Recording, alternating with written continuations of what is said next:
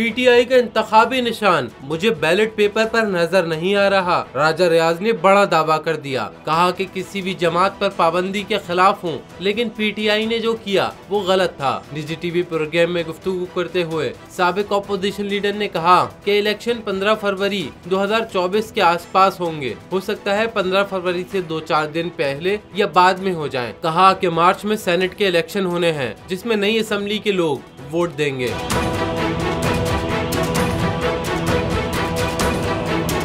राजा रियाज ने कहा कि दोस्तों और हलके के लोगों से मुशावरत करके इलेक्शन से मुताल्लिक फैसला करूंगा। जो पीटीआई के दोस्त थे उनसे भी मुशावरत करूंगा, मशवरा करके जाएंगे कि किस पार्टी में जाना है या किस अलायंस में मिलना है। राजा रियाज ने बताया कि अनवारुल हक काकड़ से मुताल्लिक शहबाज शरीफ के अलावा किसी को नहीं पता था। बलूचिस्तान में एहसास महरूमी है और तवज्जो न देने की आवाजें उठती थी, इसीलिए सूबे से निगरान वज़ीर आज़म का इंतखाब किया। राजा रियाज ने कहा कि अनवारुल हक एक गैर जानिबदार शख्स हैं और सब ने उन्हें मुस्बत करार दिया। काकड़ साहब को मालूम था कि मैं उनका नाम निगरान वज़ीर आज़म के लिए दे रहा हूँ। निगरान वज़ीर आज़म के बाद मेरा किरदार खत्म हो गया।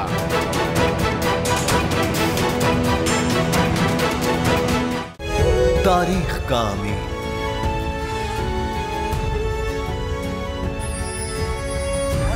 आजादी की अलामत,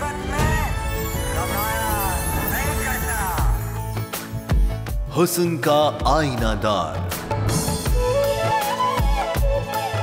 फिक्रो नजरिए की अक्कास, सरफराजी का गवाह, यानी हम सबका निगहबान पाकिस्तान। जिंदाबाद पाकिस्तान, पाकिस्तान।